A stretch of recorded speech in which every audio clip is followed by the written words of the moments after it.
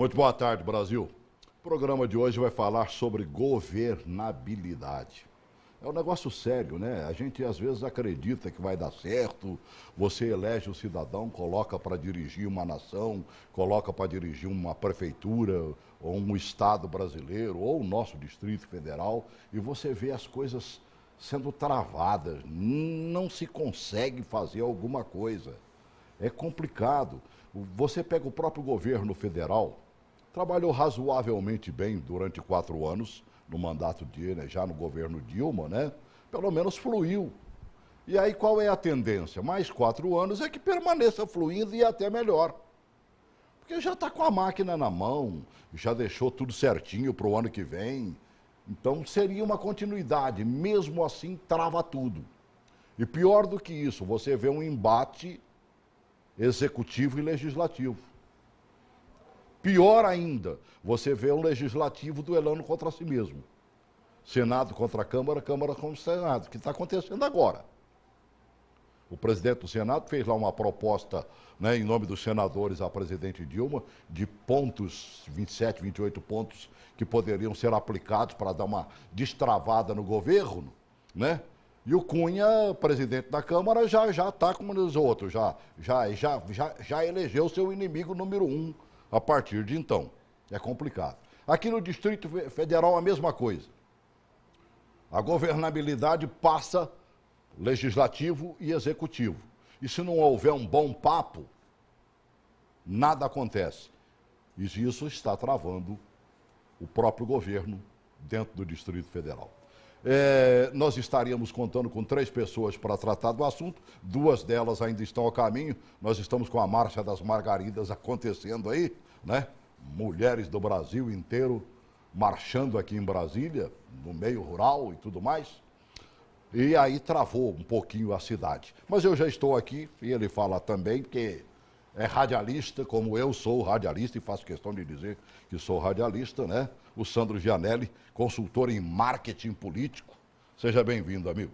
Obrigado mais uma vez pelo convite de estar aqui no seu programa, que é um dos programas campeões aí de audiência, não apenas aqui no Distrito Federal, mas no nosso país. Eu não diria campeão de audiência, não, mas que a gente, campeão dos estragos, a gente é, amigo, né? A gente fala mesmo, aqui a gente consegue falar, né, amigo? Mas é campeão de audiência exatamente por esse ponto, porque as pessoas hoje que estão preocupadas com a política, elas já sabem que tipo de programa elas vão poder assistir, vão poder ouvir, vão poder acompanhar, que o diálogo é franco, o diálogo é aberto, né? Mas no teu programa da noite, por exemplo, lá na rádio, agora mudou de nome, não? Voltou a ser OK de novo? Nós estamos agora na OK-FM. OK-FM. OK-FM. Lá você também, pelo que eu percebo, você fala o que quer e os convidados são abertos. Diálogo aberto. Né? Para você ter uma ideia lá, eu não estive trabalhando na OK-FM nos anos anteriores, mas nós temos relatos lá de que o governo passado, quando ia algum convidado lá, político, ligado à política de oposição, o governo passado ligava e falava, olha, se continuar levando essas pessoas, esses opositores, nós vamos cortar a publicidade na sua rádio.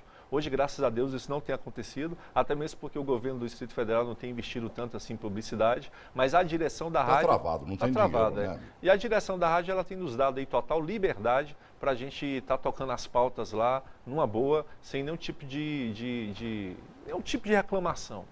Quer falar do tema, vai lá e fala. Agora, vamos começar a analisar, né? Eu estou vendo os companheiros já chegaram ali, já vão sentar do nosso lado aqui, ó. Pode invadir o pedaço aqui, não tem problema não. Faz barulho, puxa a cadeira, né? Para mim não tem o menor problema. A grande verdade é o seguinte, vamos pegar. Governo Hollenberg, nós já estamos em pleno mês de agosto, quase entrando em setembro, né? Vencendo mais um mês. A gente já está mais perto do fim do que do começo, né? O ano está praticamente acabando. É verdade, o ano já foi. O ano já foi. Não há nem por que dizer que não foi. Eu acho importante, você tocou no assunto saúde pública. Certo. A saúde pública, ela tem sido o principal problema, pelo menos aqui do Distrito Federal, já há um bom tempo. Tanto que em 2010, quem foi eleito governador foi um médico. Então, assim, ele fez aquela promessa de assumir a gestão da saúde pública aqui do DF nos 3 primeiros meses, promessa que não foi cumprida. Hoje o governador Rodrigo Hollenberg aí, ele sabe que a saúde pública continua sendo o principal problema. Certo. E nós podemos fazer a seguinte análise, de certa forma o governo dele vem sendo reprovado nesses 8 meses. Por quê? Ele veio com uma pessoa ali à frente da pasta de saúde, essa pessoa que estava à frente da pasta de saúde teve que ser substituída. Se ela veio substituída é porque ela não conseguiu resolver esse problema. A gente entende sim que é um problema muito grande, não é um problema fácil de se resolver. Mas, recentemente eu vi uma entrevista do Marcos Dantas, um dos secretários fortes aqui do governo, Rodrigo Hollenberg. E o Marcos Dantas, ele disse que o governador vinha se preparando já desde 2012, já com um projeto de governo. E cadê esse projeto de governo, já que nós estamos aí no 8º mês e a população vem reprovando aí em diversas áreas, não apenas a da saúde. Tá. Bom, vamos somar? Vamos somar. É gostoso somar, né? Agora sim, o Rossi Barreto, cientista político, sociólogo, né? E de louco a gente, todos nós temos um pouco, né? Verdade. Seja bem-vindo, viu, Rossi? Obrigado, Celso. Que bom conhecê-lo e saber que você está aqui comigo. Prazer conhecê-lo. Obrigado por ter vindo. Obrigado. Vou apresentar também José Maurício dos Santos. Boa tarde. Né? Jornalista, né? Consultor político. Seja bem-vindo ao nosso programa. Obrigado. Rapaz, me chamou a atenção realmente, né? A Uda, que trabalha lá, né, fazendo a área de comunicação para vocês, me enviou um material mostrando a análise que vocês fizeram, meio que em cima até do que disse o próprio Hollenberg numa grande entrevista que ele concedeu, e mostrando o que é o governo Hollenberg no pensamento de hoje. Amigo, é tudo que a gente ouve, mais ou menos está ali, mas a gente consegue enxergar que você, Maurício, vocês conseguem pelo menos dar um pouquinho de esperança nessa análise. Meio que escondidinho, mas tem esperança, assim. Sim, na verdade, o Hollenberg, como eu já disse em alguns programas, eu fui ao programa do Sandra um tempo atrás, e ele lembrou, fez até uma graça comigo falando que, Maurício, a gente não aguenta mais ouvir essa desculpa do Hollenberg em relação ao déficit que ele herdou do governo Agnello. Mas é um ponto que a gente tem que frisar porque foi uma situação muito difícil que o Hollenberg pegou, né? Um déficit desse foi o maior déficit da história do DF e o Hollenberg encontra muitas dificuldades para poder implementar sua política em cima disso, porque ele não consegue arcar com as despesas que o GDF tem hoje e ele encontra dificuldades também pelo fato de ser um governador de terceira via. O que é isso, terceira via? No caso, hoje, Brasília é segmentada por dois tipos de grupos políticos, né? Os petistas e os rorizistas, que também é ligado ao Arruda. A Brasília sempre foi governada por esses dois grupos. Verdade. Então, o Hollenberg entrou agora como uma terceira via, quis quebrar um pouco essa polarização, só que com isso ele encontrou um pouco de dificuldade pelo fato de ser um partido não muito consistente aqui no DF. É um partido hoje que ele só tem 6.000 eleitores, ele não acompanhou essa ascensão do Hollenberg. O PMDB, por exemplo, hoje tem 25.000 eleitores, filiados. O PT hoje tem 15.000 filiados. Então, para você articular um diálogo... que isso tem base política dentro da Câmara, né? Que é o grande imbróglio, né? Executivo legislativo. Eu abri o programa, vocês ainda não estavam aqui, eu abri o programa falando sobre isso, doutor Rossi. Bem em cima desse jogo político, e se você não tem jogo de cintura e não tem base lá dentro da Câmara, e a base você pode jurar que é base no mesmo partido. Verdade. Celso, eu costumo falar o seguinte, que se o governo não tem uma base parlamentar, ele tem que ter uma base social. Ele deve chamar a população, chamar a sociedade, apresentar propostas, apresentar o que tem de ser apresentado, para que daí ele comece a movimentar. Porque a Câmara Legislativa, ela trabalha de acordo com a movimentação da sociedade. Se a sociedade se movimenta, ela começa a trabalhar de acordo com aquilo ali. E se o governo hoje não tem uma base parlamentar, ela deve procurar essa sociedade, trabalhar com ela para que ele tenha essa base social que trabalhe com ele dessa forma. Tem que dar uma satisfação, tem que dar uma compensação à sociedade. Né? Fazer aquilo que ele fez na época da campanha, né? Verdade. Se reunia, né? As chamadas ele rodas vem fazendo de conversa, roda de conversa. Né? Eu estava vendo uma análise feita dentro desse trabalho da Tracker aí. Vocês falam exatamente, né? Sim. Que ele se vangloria de já ter feito uma roda de conversa. Peraí, amigo. Em menos de 2 meses ele fez umas 20 para poder fazer a campanha política. Sim. Não é? Ele tem trabalhado, tem feito algumas rodas de conversa. Hoje parece que vai haver uma na estrutural sobre juventude e segurança. Assim, né? E ele tem que mostrar, procurar a sociedade, para que essa sociedade dê respaldo ao trabalho que ele vem fazendo, já que ele não tem essa base parlamentar. Deixa eu atender um telespectador. Oi, Cícero, boa tarde, amigo. Boa tarde, Celso. Boa tarde aí aos aos entrevistados. Pois não, querido. Então, boa tarde, senhor. Boa tarde.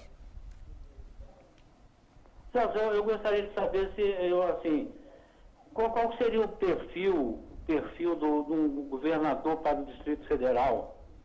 Né? Depois, eu acho assim, depois de tudo que o governador Roriz fez, né, inclusive, eu achei até que foi um bom governo que ele fez, ele ouvia a comunidade, foi o que o rapaz acabou de dizer agora, né? Certo. Então, eu acho o seguinte, rapaz, qual seria, se eles têm alguma ideia, qual é o perfil do homem para governar o Distrito Federal que seja principalmente com olhar para a saúde? Tá certo, Cícero. Tá bem, querido. Uma boa tarde, Celso. Boa tarde. Boa tarde aos entrevistados. Tá bem. Eu acho que a resposta já começou a ser dada pelo professor.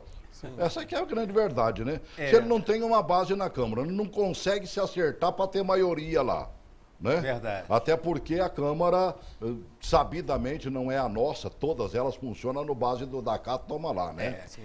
Não é isso? Como disse o Maurício aqui agora há pouco, Maurício falou que existe 2 grandes grupos que vêm trabalhando em Brasília há muito tempo, governando o Distrito Federal, e o governo Hollenberg se destaca desses 2 grupos, que ele não vem dos sindicatos, dos movimentos sociais, tal como era o PT, nem tampouco dos agropecuaristas do Centro-Oeste, que inclui o entorno e outras áreas mais longe. O governo Hollenberg saiu como uma terceira via para resgatar e mudar isso aí. Talvez a Câmara Legislativa não compreenda que é um governo diferente. Ela sempre trabalha, eles começaram a trabalhar desde 1990 através de barganha política. Sempre. Entrava o governo em troca de benesses. O que está travando agora não é, ô Sandro, você tem feito várias entrevistas, você caminha por esses caminhos da Câmara e tudo mais. Não está faltando exatamente uma compreensão real entre os 2 poderes, não? Eu vejo 2 coisas aí. O Cícero, que acabou de falar com a gente aqui, ele citou o governo Roriz, mas o Cícero, a gente tem que entender que era um momento completamente atípico. Hoje você tem um fortalecimento do Ministério Público, você tem um fortalecimento do Tribunal de Contas, você tem a lei de responsabilidade fiscal, que naquela época não existia, que é uma lei recente. Então, assim, hoje você governa muito olhando o que é que não pode. Antigamente não, antigamente você ia e você fazia. Então, assim, são momentos diferentes. É claro, a gente gosta de comparar os governos anteriores, mas a gente também tem que... Principalmente quando você sente saudade dele. Exatamente, mas a gente tem que ver isso também. É um momento completamente diferente de governar. Agora, isso que o Rossi coloca aqui, coloca muito bem, é verdade. O governador Rodrigo Hollenberg ele tem uma proposta diferente. Talvez esteja faltando mais um diálogo, até mesmo dos membros do governo com a própria Câmara Legislativa e com a sociedade, para que passe essa compreensão. Rapaz, vamos falar uma coisa. Eu vou analisar o Hollenberg, que eu conheço de moleque para cá. Né? Ele sempre foi falante, ele foi de fazer amizade com todo mundo. O Hollenberg despontou na política por quê? Porque ele fazia parte de uma juventude ativa do Distrito Federal, né, que valia e que fazia as coisas acontecerem em Brasília, e a juventude do Distrito Federal o elegeu pela primeira vez. E a partir daí ele nunca deixou de ser eleito. Essa é que é a grande verdade. Agora, por que ele não consegue dialogar agora, sendo tão bom de papo como ele é, poxa vida? Olha, a realidade é questão também da comunicação, né? A comunicação foi um erro muito grave que ele teve nesse primeiro semestre. Não dele, quer dizer, a comunicação do próprio GDF. Do próprio GDF, que ele insistiu em manter centralizado no Hélio Doyle. Certo. E essa insistência no Hélio Doyle durante todo esse primeiro semestre causou essa insatisfação da base aliada. Então causou um pouco descompensou um pouco essa consolidação que ele tinha da base. Apesar de não ter parlamentares do PSB, ele conseguia ter uma relação amigável com ambos os lados, mas essa insistência no Hélio acabou causando essa insatisfação, né? Esse conflito, né? E ele veio tirar o Hélio só no final do primeiro semestre. Verdade. Então, e ele também não consultou a própria base aliada para saber quem seria o próximo secretário da Casa Civil. Então, quer dizer, ele não tem ele não está dialogando, de certa forma, né? O sociólogo analisa, acima de tudo, o comportamento humano, né? É verdade. Então, professor Rossi, eu gostaria de que você analisasse uma coisa comigo. É verdade que antes, com o Hélio Doyle lá, a guerra era legislativo-Hélio Doyle. Pegou para valer, né? E a briga, principalmente do Doyle com a Celina, sobressaiu sobretudo, né? Celina como presidente da Câmara e o Doyle como quase primeiro-ministro do governo Hollenberg. Aí agora, por exemplo, saiu o Doyle, mudou a questão da comunicação social lá dentro, mas agora a briga está entre o Legislativo e o próprio Hollenberg. É verdade. Existe esse entrave, a gente pode chamar de entrave burocrático, antes, porque o Hélio Doyle tinha uma característica bem técnica e era bem ríspido. Ele não conversava, não fazia aquele jogo de cintura, não fazia aquela negociação. Escreveu no o pau comeu. Mais ou menos dessa forma. Desse jeito mesmo. Diferentemente do Sérgio Sampaio, que é mais de compor, mais de bastidor e tranquilo, mais tranquilo para conversar, para negociar. E se você me permitir, na verdade, o Sérgio ele entrou e sumiu, né? Ele entrou e sumiu. Sim, não se fala mais da Casa Civil, não é mesmo? Sim. Exatamente. Ele acabou. Isso mesmo. Ele está lá para ser o homem, braço forte do próprio governador, mas que apareça o governador, né? Que apareça o governador e que o governador que vá dar as respostas à sociedade, porque quando o cidadão comum votou foi no cidadão Hollenberg. Não foi na equipe que ele iria constituir. Com certeza. Dessa forma, ele tem que aparecer, dar as respostas que a sociedade precisa e trabalhar em cima disso daí. Porque uma política pública, Celso, só pode ser construída para dar uma satisfação para a sociedade, que atenda a sociedade, quando você ouve ela. Porque uma política pública feita para moradores do lago é diferente de uma política pública, é diferente para quem mora no Sol Nascente. Claro. Quem mora no Sol Nascente precisa de infraestrutura, precisa de transporte. Verdade. E quem mora no lago precisa de mais atividades na área cultural.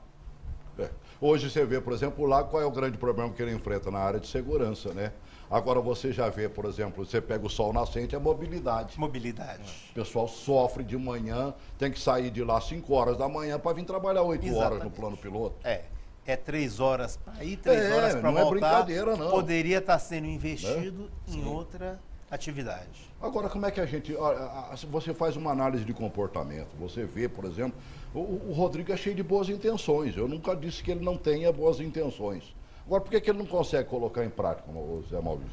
Olha, essa antipatia dele com o pragmatismo político atrapalha um pouco, né? Você vê de grupos que esse pragmatismo sempre preponderou dentro da Câmara Legislativa, sempre teve uma aliança, uma coligação muito forte, e hoje o Hollenberg, como o mesmo Rócio disse, ele está querendo implementar uma política diferente. Só que a política tem aquele poder de barganha. Se hoje você está numa crise econômica e você não tem uma sustentação social forte, e você quer insistir, ficar longe desse pragmatismo de você não ter uma aliança mais forte para poder impor a sua agenda, por exemplo, dentro do Legislativo, ele vai encontrar muita dificuldade para isso. Eu até grifei, né? Eu peguei o trabalho que vocês realizaram e está lá. Tracker Consultoria analisa cenário político e econômico do DF. Aí logo abaixo, Hollenberg mostra lucidez e aponta possíveis saídas para a crise. Você acredita nisso realmente? Olha, a lucidez que eu digo no caso é porque ele mudou um pouco o discurso, né? Ele vinha com um discurso muito pessimista, com um discurso muito do governo anterior, falando que, e mostrando que estava aquela inabilidade demais dele. Naquela história de tocou o cofre vazio, né? E chega uma hora que o discurso não vinga, né? De certa forma. E agora ele veio com esse discurso mais lúcido, trouxe algumas possíveis soluções para o problema econômico do DF, algumas inclusive vindas do governo federal. Então a gente viu um pouco essa lucidez dele, de certa forma, do problema e ele querer resolver o problema, uma crítica mais construtiva em cima disso. Só que algumas ajudas dessa do governo federal, por exemplo, são ajudas remotas, vamos dizer assim, nesse momento de crise, porque está assolando o país inteiro. Então, para o governo federal liberar verba para o GDF é muito complicado. Até porque ontem, esses dias agora, o senador Fernando Bezerra, ele foi o relator de um projeto de lei lá no Senado, que queria acabar com o Fundo Constitucional aqui no Distrito Federal. Já pensou? Do se Centro-Oeste. Nós estamos mortos. Aí a gente devolve para Goiás e pede desculpa pelos estragos. Então, para você ver como é que está o clima, né? E ainda leva os filhos que nasceram aqui junto. Meu Deus do céu. Deixa eu atender o Francisco, eu queria perguntar se você sentiu a mesma coisa, né? Que o Hollenberg já mostra uma certa lucidez no momento político, né? Que é duro quando não se mostra uma certa lucidez no momento. Dos senadores, por exemplo, que andaram com a presidente Dilma, eu estava vendo uns 3 ou 4 saíram de lá que o grande problema seria ela não ter um entendimento real. Ela não está lúcida para o que está acontecendo. Só está enxergando o lado dela e pega mal. Oi, Francisco, boa tarde, amigo. Boa tarde, Celso. Diga, Chico. Boa tarde, essa turma bonita que está aí, a sua presença. Tá certo. Eu estou ouvindo aí o programa, estou assistindo. Olha, Celso, enquanto não tirarem esse partido dos trabalhadores, que dizem que é dos trabalhadores, não tem nada a ver com o trabalhador, esse nosso país não vai para frente de jeito nenhum. Porque você vê a situação que o Agnello aqui, que era governador do Distrito Federal, você vê que bomba o Hollenberg pegou, né? Pegou. E do mesmo jeito, Celso, pelo amor de Deus, a presidente da República, Celso, qualquer um, que quando ela sair do poder, qualquer um presidente que entrar, Celso, vai ser pior do que a situação que o Agnello deixou para o Hollenberg. Tá certo, filho. Lamentavelmente você tem uma visão bastante profunda disso aí. O que a gente espera realmente. Eu fico imaginando o Aécio entrando na presidência da República, se fosse eleito. Obrigado, viu, Chico? Né? Se tivesse sido eleito, ele pegando o barco dos seus primeiros dias. Você já pensou isso, professor Rossi? Já pensei. Cara, seria mais ou menos o que o Hollenberg está enfrentando aqui agora, a nível nacional. A nível nacional. Eu costumo fazer uma analogia, o Sandro falou que antes dos primeiros governadores eleitos aqui do Distrito Federal, não existia lei de responsabilidade fiscal. Eu costumo fazer uma analogia da seguinte forma. Existia um cartão de crédito, um pai era bastante rico, deu um cartão de crédito para o filho, cartão ilimitado, aí o filho foi gastando. Aí chegou um tempo que ele não tinha mais o que gastar. Aí as pessoas acham que esse trabalho do governo em conseguir esse dinheiro, renovar esse cartão, para que pudesse gastar somente o necessário. Eu costumo fazer essa analogia. Pior do que isso, além de gastar o que é necessário, é ter que pagar o buraco que ficou lá atrás, né, exatamente. Pagar a fatura anterior. Meu Deus do céu. Já pensou? Você pega a fatura que desse mês e está lá o débito que você deixou do mês passado, 300 e poucos % ao ano de juros. Quer dizer, antes você só fazia, né? Agora você tem que parar de fazer e pagar o que você estava fazendo. Pagar o que fizeram antes. Que coisa, que loucura. E aí consegue? Não consegue, né? E eu concordo com o Maurício, quando o Maurício fala que o governador mudou. Ele mudou sim. Ele parou realmente de olhar no retrovisor, parou de imputar. Eu tô achando ele mais simpatiquinho a partir de agora. Ele já entendeu que acabou. Não adianta mais falar do passado. Toda a população do Distrito Federal já entende que o governo anterior deixou um grande rombo e agora ele tem que governar. Ele tem que governar. Agora o que ainda falta é o seguinte, por exemplo, quando ele nomeou lá o Sérgio, ele não conversou com a base. Da mesma forma, quando ele nomeou o novo secretário de saúde, mais uma vez, ele não conversou com sua base. E agora nós temos acompanhado as derrubadas de muitas residências lá em Vicente Pires. Meu Deus, isso e aí a Câmara vai para cima do governo, não tem diálogo, o resultado é esse. Aquela análise, quem vive o problema e que vê a solução, às vezes está ruim para nós, mas é o que ele citou agora. Quem viu 4, 5 anos atrás, logo 15 anos atrás lá, e vê hoje o cidadão razoavelmente vivendo bem, já é uma grande mudança. Essa mudança, principalmente no Nordeste, começou depois da Constituição Cidadã, que permitiu a aposentadoria dos agricultores pelo Fundo Rural. E depois dessas aposentadorias surgiu aí o Bolsa Família, que também deu um aquecimento. Que vem de antes, né? Quando era realmente um Bolsa Escola. Exatamente, né? Que era uma necessidade das pessoas. E o que eu acho maravilhoso, eu estava vendo resultados, por exemplo, de cursos técnicos, né? Até mesmo no nosso Nordeste. A quantidade de gente que faz parte, né? Que é beneficiada pelo Bolsa Família, fazendo cursos técnicos e muitos até dizem, já não preciso mais, já estou trabalhando, já estou ganhando a vida, né? Eu acho que esse é o único caminho, não é, professor? É o único caminho, tem que fazer, não é que seja um assistencialismo, tem que dar a condição das pessoas crescer enquanto ela precisa, porque a fome não espera a pessoa se qualificar. Ela tem que acabar com a fome e daí se qualificando. Delegar a competência a ela, cobrar, dar qualificação a ela, e o Estado também tem que oferecer condições para que ela saia daquilo ali. Exatamente. Para que as mães do Bolsa Família hoje não sejam as avós do Bolsa Família amanhã. E pelo menos pelo que eu acompanho, o Ministério do Desenvolvimento Social nos envia todo dia informações e tudo mais. O acompanhamento escolar da meninada, por exemplo, é quase 100%, amigo. Não é?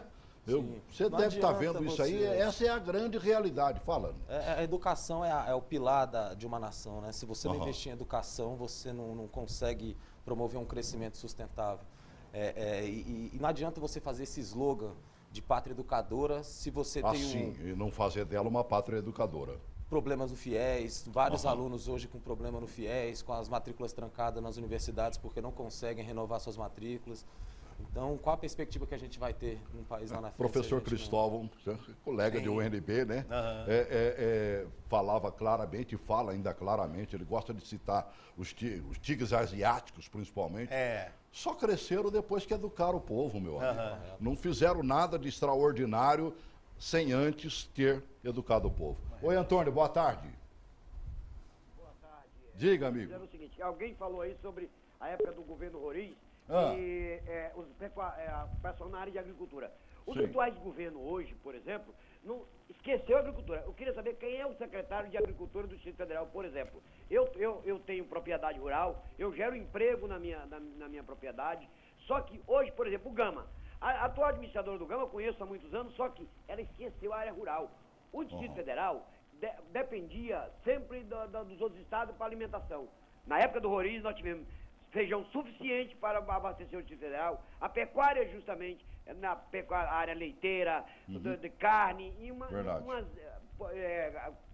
produtores de ovos, de frango, sempre nós tivemos no Distrito Federal. Os últimos anos, o agricultor está esquecido. Eu sempre lembro o seguinte, o agricultor não precisa de cesta básica nem de esmola, não. Ele precisa de estrada e condições de trabalho. Porque se ele não tiver estrada igual a minha, por exemplo, eu estou tentando arrumar a minha estrada, onde eu transformei a minha propriedade numa reserva ecológica. Eu sou biólogo, nós somos 4 irmãos biólogos, e aí o que acontece? Nós não podemos nem botar um trator lá, ou a terra vai na administração, a administração diz que não tem terra. Eu quero saber o seguinte, será que o governo esqueceu também? Só se fala em saúde, e a agricultura? O povo se alimenta de onde? Não é do agricultor? E o agricultor hoje, o Distrito Federal, está esquecido. Era isso, obrigado. Grande abraço, Antônio. Ele tem razão. Quem assistiu ontem à televisão à noite, DFTV, por exemplo, viu a regularização de terras ali na região de Planaltina, né? Amigo, é uma das brigas. Eu sempre mergulhei muito no mundo agrícola. Eu amo de paixão, né? Tudo que é rural. E a grande briga nossa a vida inteira foi de regularização das nossas terras. O cidadão, Brasília, pouca gente sabe, mas nós somos grandes produtores de morango. Nós somos, talvez, acho que o segundo do Brasil. De goiaba, que ninguém fala, nós somos quase o primeiro. Na área de pimentão ali, na Taquara, Pipiripau ali, nós somos dos grandes, nós exportamos pimentão, amigo. Ao invés de subsídio, agora o pessoal vai chegar num banco, ele fala assim, cadê os documentos da terra? Não tem. Pelo amor de Deus. Então eu acho que governo passa por aí. E quantos governos já passaram, e até o próprio governo Roriz, que você citou aí, nos prometeu inúmeras vezes, das vezes que ele foi governador, que regularizaria as terras de Brasília. E não regularizou. E ele falou, foi você que citou Roriz. Foi eu que citei Roriz. É importante também, ele falou sobre agricultura e ele reclamou da infraestrutura, né? Então, quer dizer, essas pastas elas estão todas interligadas. Né? Se o governo ele se comporta como ilhas, e eles não se comunicam, as coisas não se resolvem. Agora, eu tenho certeza que o atual governo tem políticas públicas para a agricultura. O que deve estar faltando é comunicação com os próprios agricultores para que eles tenham ciência disso. Eu gostei de ver que o secretário de Agricultura estava sentado com os produtores. Estava sentado. Conversando. Não estava, professor? Estava sim. Né? E aí ele chegou pensando que ia agradar 100%. Os agricultores mostraram para ele que não era bem aquilo que ele queria. Falou, então vamos estudar. Vamos conversar. Maravilha, bato palma para o secretário, para o governo, que está tomando esse tipo de atitude. E a questão fundiária no Brasil é muito é passada. E não, e se a gente não tomar conta disso, nós não vamos produzir mais nada, porque vão transformar em condomínios as nossas terras agrícolas, como fizeram aqui com o Vicente Pires, nas áreas de Sobradinho ali, da própria Ceilândia, nas agrovilas, que transformaram tudo em cidade, não é mesmo? Oi, Siciliano, boa tarde, amigo. Siciliano? Oi. Pode falar, querido. Boa tarde, meu amigo Celso. Tudo bem, campeão? Bem, querido. Pode falar.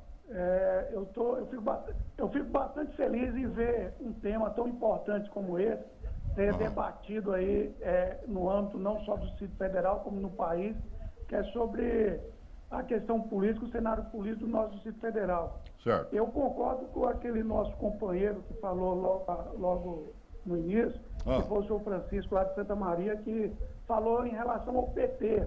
Eu acho que o grande equívoco, ou acho que erro que o governo cometeu logo no início, foi não ter feito o decretão, aquele decretão que exonerava todas as pessoas do governo passado. Então ficou alguns resquícios do governo anterior que deu trabalho para ele hoje. É tanto que o decreto que saiu na época não foi exonerando todos, ele exonerou somente os que eram nomeados, os que eram cargo de confiança. Agora, aqueles que tinham vínculo com o Estado, que eram servidores, o que aconteceu? Essas pessoas não foram exoneradas. Então, essas pessoas que eram do PT, eles continuaram e hoje estão sabotando um governo que é de uma outra coligação. E eu vejo dessa forma que o governo, ele tem que sair para entrar outro. É tanto que a presidente da Câmara desvinculou da base do governo por causa disso. Então, eu quero parabenizar aí o seu trabalho aí, viu, Celso? Tá bem, querido. Você está de parabéns. Tá bem. Juntamente grande abraço. Aí, eu vejo a atuação dele. E todos vocês aí, gostei muito desse tema, viu? Abraço, para cada um de vocês. Você parou para pensar nisso? Na verdade, o Hollenberg deu até uma declaração dessa na entrevista do Correio Nessa Brasiliense, entrevista, né? eu cheguei a ler aqui. Ele querendo falar um pouco mais sobre esse novo jeito de fazer política, ele quis dizer que é natural você ter funcionários de diversos, não de diversos partidos, mas que sejam ligados mas ele deixou a base passada todinha lá dentro. De certa forma, ele mexeu um pouco, né? Mas não o suficiente para agradar os aliados. Na verdade, ele não quer desagradar ninguém, ele quer agradar um pouco cada um e acaba desagradando todo mundo. Você ele tem que, na verdade, escolher um lado. Para um governo que precisa ir para o lado do povo, ele não está desagradando o próprio povo, professor Rossi? De certa forma, sim. Quando ele, como o Siciliano falou, que ele deveria ter criado um decretão para exonerar todo mundo, independente da pessoa ter cargo efetivo ou não, ele quis dar um tratamento diferenciado, como se o servidor efetivo que tivesse investido em cargo, em comissão, estivesse ali não por ideologia política, mas sim por competência. Talvez tenha sido por essa forma que ele só exonerou os que eram somente de livre provimento. Acostumado no legislativo, onde geralmente você chega e pega o pessoal que já trabalha lá dentro, né?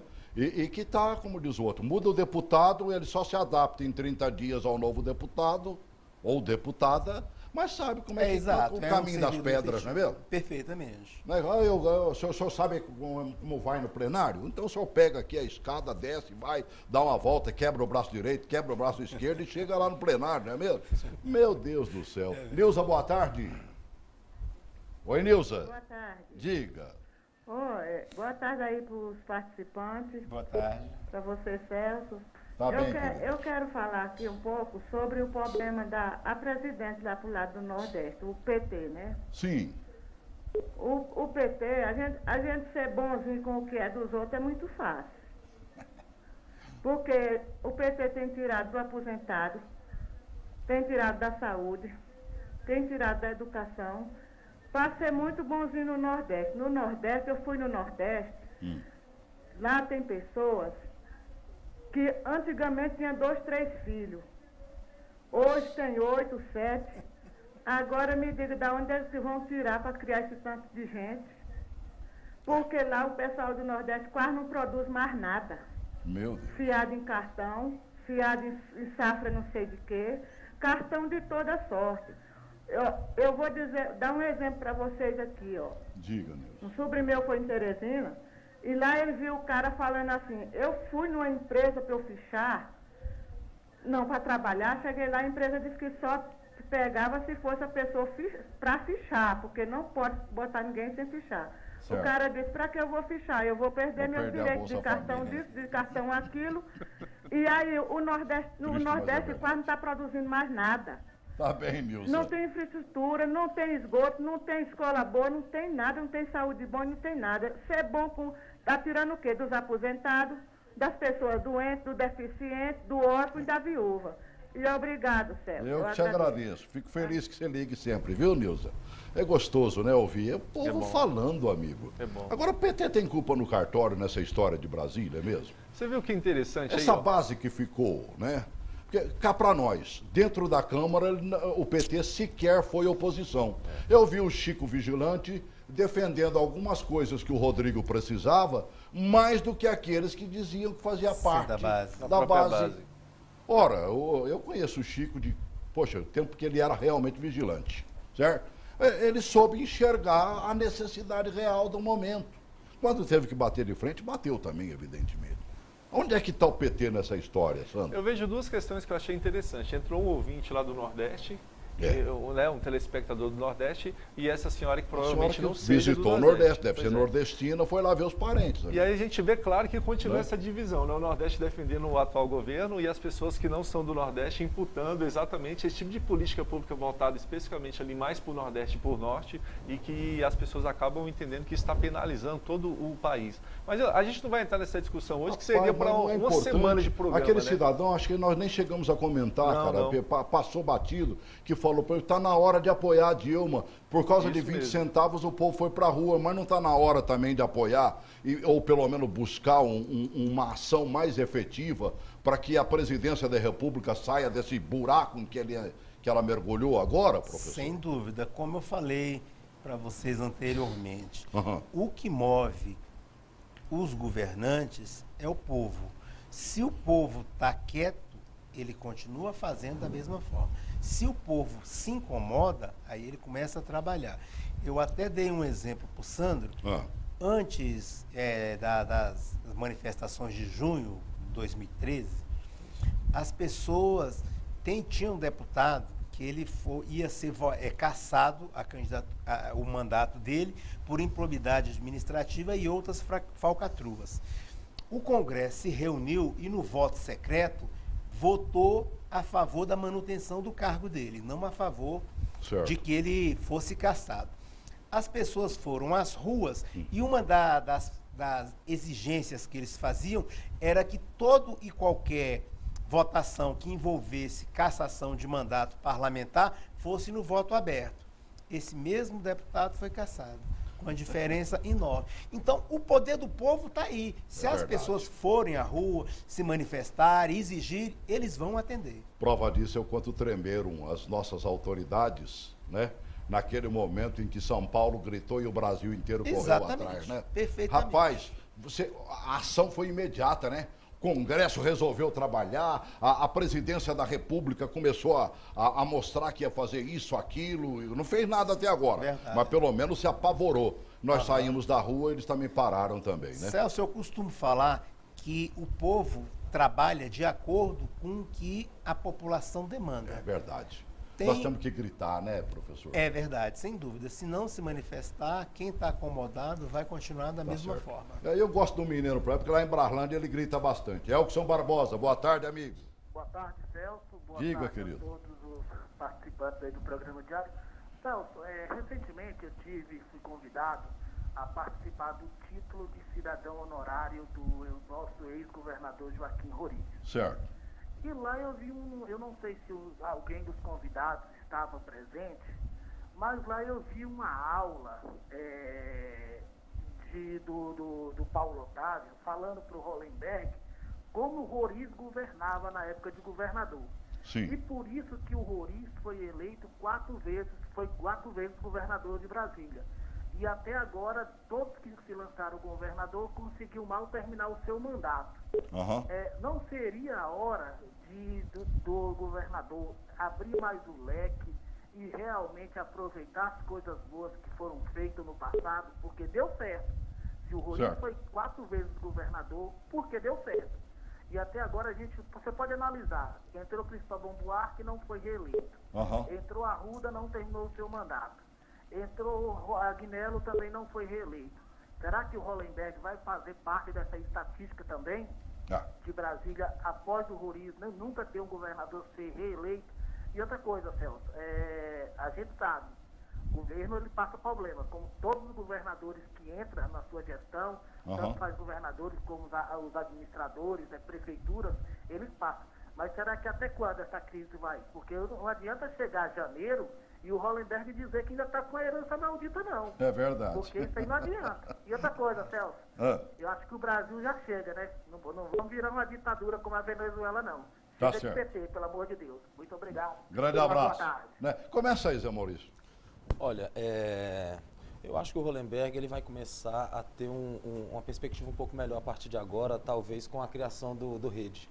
Né? A criação do Rede pode dar um pouco mais de sustentabilidade para ele na Câmara Legislativa. Algumas mudanças podem ocorrer nesse meio tempo. O conselheiro do Tribunal de Contas do DF, o Domingos Lamoglia, ele se aposentou agora. Abriu espaço agora. no Tribunal de Contas, né? E tem dois nomes que estão brigando para assumir a cadeira, que é o Dr. Michel e o Asni Derroure. E eles vão abrir uma vaga para o primeiro suplente, que é o Cláudio Abrantes. E ele é uma pessoa que está muito tendente a querer ir para o Rede, junto com o Chico Leite, que também já é do PT. Então, por exemplo, já seriam dois nomes a mais para compor talvez a base do Hollenberg, se ele conseguir manter essa relação boa com a Rede.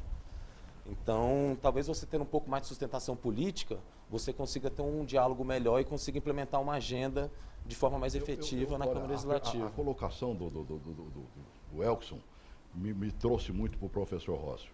Professor, o Roriz pegava o povo no colo e o povo pegava o Roriz no colo. Pegava o povo no colo. Ele falou que o Roriz teve 4 mandatos. Um foi biônico, de 88 a 90, um de 91 a 94, não existia reeleição. Ele tentou lançar o candidato dele, que era o Valmir Campelo, e o candidato dele perdeu para o candidato Cristóvão Buarque.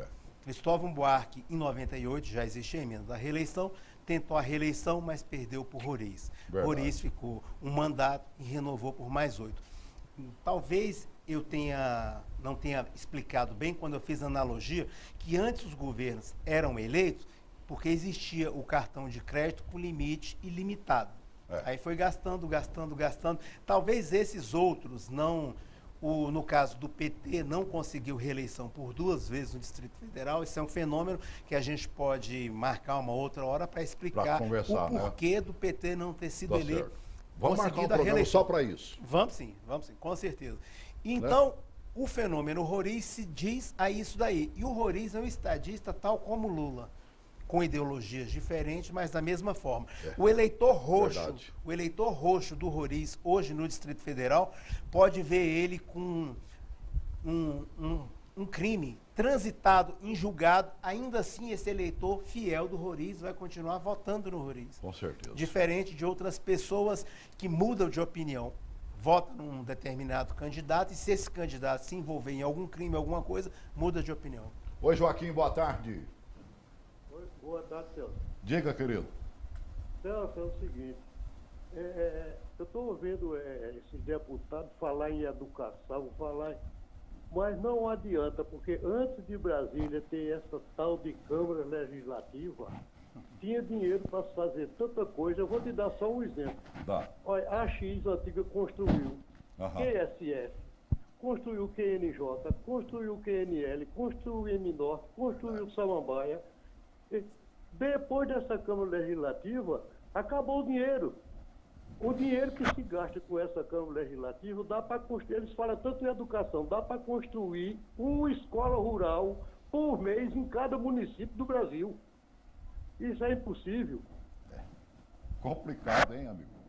Não tinha parado para pensar nisso. É só fechar essa Câmara Legislativa e que o Brasília tem dinheiro para fazer muita coisa. Hoje não tem dinheiro para fazer nada. Tá bem. Boa lembrança, Joaquim. Gostei dessa colocação tua. A grande verdade é o seguinte, a gente tem que encarar as coisas. E se é uma coisa que acontece até hoje, a Câmara Legislativa não emplacou junto ao povo. ela não se fez como representação real do povo. A gente até elege os deputados pensando numa mudança, mas a gente não conseguiu fazer isso até hoje. Quer dizer, a população não se sente representada, né? Mas assim, a gente não pode desistir da Câmara Legislativa não, que ela tem uma função importantíssima. E nós temos que fazer com que ela faça o que tem que ser feito. Representar a população. A vida inteira nós brigamos no começo de Brasília pela representatividade. Nós não tínhamos nenhuma, né, professor? Sem sombra de dúvidas. Nosso programa, Antigo Brasília Urgente, brigou por isso a vida inteira. A TV Brasília, naquela época, que era a emissora única da cidade, brigou o tempo todo. E aí a gente se juntava à Associação Comercial, OAB e outras representatividades. Nós sonhávamos com uma representação política, porque os outros vinham para cá e decidiam por nós. Verdade. Olha, Celso, e esse papel fiscalizador da Câmara Legislativa é, vamos dizer assim, a principal arma que ela tem hoje junto à população. Porque ontem saiu uma pesquisa da Exatop, justamente falando da percepção do brasiliense com a Câmara Legislativa. Em relação a ela, né? E eles falaram que, por incrível que pareça, melhorou muito dos últimos 10 anos. Enquanto em 2005... eu acho que 35% falava que a Câmara era um órgão importante, hoje chega a 75%. E eles falam que o principal papel dela é fiscalizar. Então, esse papel dela não ser mais conivente com as falcatruas do Executivo vai ser muito importante para ela se posicionar perante a sociedade. Olha, nós estamos praticamente encerrando o programa e já deixando o barco aberto para a gente, né? Pelo menos falar do PT, né? E a gente vai marcar isso com certeza. Mas o que a gente percebe é o seguinte, ou você vai para o povo ou não há governabilidade. Não há. Não há. E não é só para o Hollenberg ir para o povo, não. Não, para nenhum governador. A Câmara Legislativa tem que ser a Câmara de Vereadores sonhada por Brasília, porque nós somos uma corrutela perto dos estados brasileiros. Exatamente. Nós somos um município, nós não temos a característica do município, mas nós temos uma área, caso você não saiba, você que está nos vendo em outro lugar, ela é menor do que o município de Unai, que está aqui do nosso lado, amigo. Ele é híbrido, né? Ele tem tanta característica de município quanto é de estado. É, né? Verdade. Você tem que... Mas a Câmara, ela tem que ser muito mais de vereador. O nosso deputado distrital, ele é o vereadorzão, que não pode sair da base dele. É ou não é? Administrador, exatamente. Por isso que muitos deputados estão ligados às administrações regionais. Ele quer ter a sustentação da sua base ali, e isso ele encontra na administração regional. Para que haja governabilidade hoje, aquele 1 minuto e meio para cada um. Começa, Zé Maurício. Olha, não cometer mais os erros do primeiro semestre, dialogar de forma mais concreta, tanto com a sociedade quanto com as organizações da sociedade civil. Você tem que ter um discurso uno dentro do governo. Não adianta você chegar para a mídia e falar sobre reajuste de servidor, e falar que não vai dar conta de fechar as contas do DF por causa da folha onerosa que é dos servidores públicos e, ao mesmo tempo, pedir o apoio dos servidores públicos. Essas questões, esses erros de comunicação, acho que você tem que acertar. Professor.